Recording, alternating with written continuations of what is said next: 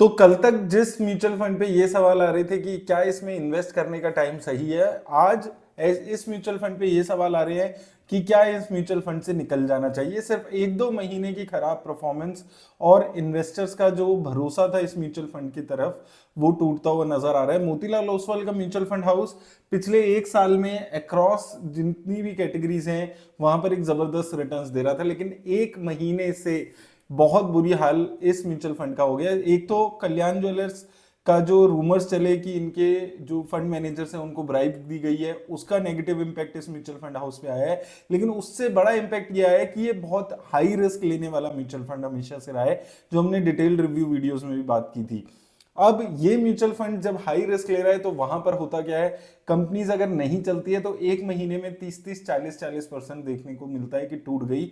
और यही इस म्यूचुअल फंड के साथ होते हुए नजर आया। परफॉर्मेंस एक बार ही देखते हैं तो मोतीलाल ओसवाल का मिड कैप फंड अगर आप देखेंगे, एक महीने में सबसे खराब परफॉर्म करने वाला फंड, 3 महीने में भी यही हाल इस म्यूचुअल फंड का नजर आ रहा है। इसके अलावा इसका फ्लेक्सी कैप फंड देखेंगे, यहां पर भी है एक महीने में सबसे खराब परफॉर्म करने वाला म्यूचुअल फंड, 3 महीने में भी इस तरीके का हाल है। मोतीलाल ओसवाल का ईएलएसएस टैक्स सेवर फंड, यहां पर भी सिमिलर स्टोरी है। 3 साल में खराब परफॉर्मेंस है, एक साल में भी बुरा हाल है। लेकिन यहां पर भी आप अभी भी देखिए 6 महीने, एक साल में अभी भी ये फंड काफी अच्छा परफॉर्म कर रहे हैं, लेकिन परफॉर्मेंस खराब होती हुई नजर आ रही है। इसका सबसे बड़ा रीजन क्या रहा, देखिए मोतीलाल ओसवाल की अगर आप मिड कैप फंड की कंपनीज देखेंगे तो टॉप कंपनीज में आपको कल्याण ज्वेलर्स, ट्रेंट, जोमेटो, ये कंपनीज आपको ज्यादा नजर आती है। जियो फाइनेंस, यहां पर आप देखिए ट्रेंट का हाल देखिए, एक महीने में 17% टूट गया है।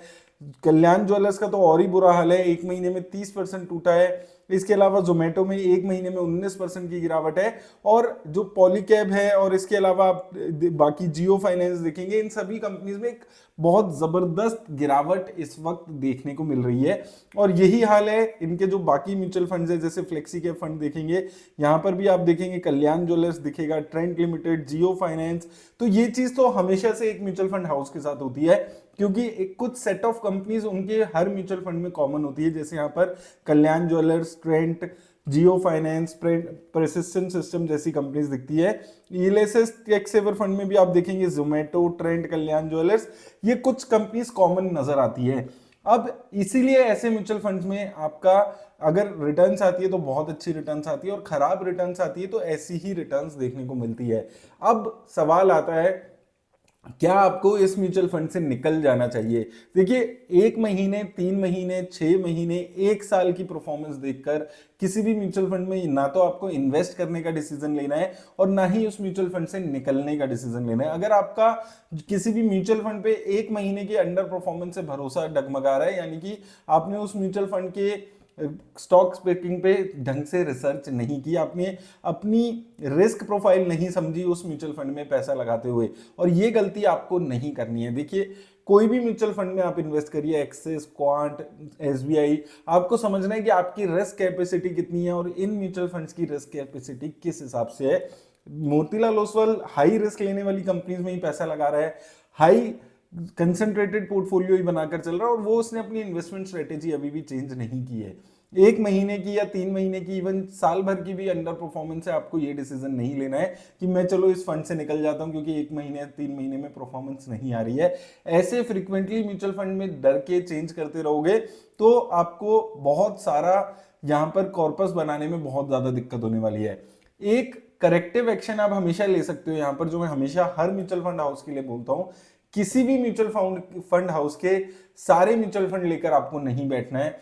ना तो क्वांट में ये वो काम करना था, लोगों ने क्वांट में भी वैसे ही काम किया था। आज मोतीलाल ओसवाल में भी जो नए इन्वेस्टर आ रहे हैं, वो लगभग इनके हर mutual fund, Motilal Oswal, mid cap, small cap, flexi cap, सब में पैसा लगा देते हैं एक साथ।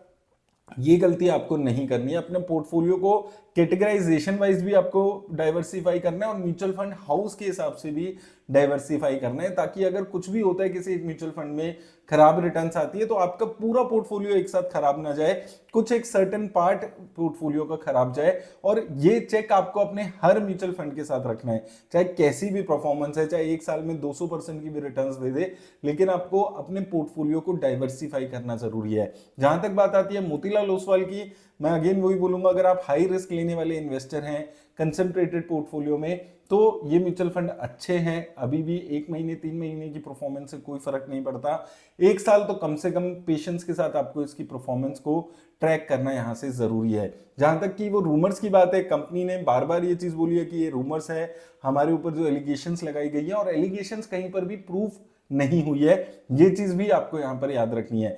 तो ये चीजों को समझकर इन्वेस्ट करिए। कुछ 1 महीने 3 महीने की खराब परफॉर्मेंस से किसी म्यूचुअल फंड से निकलने के बारे में नहीं सोचना है।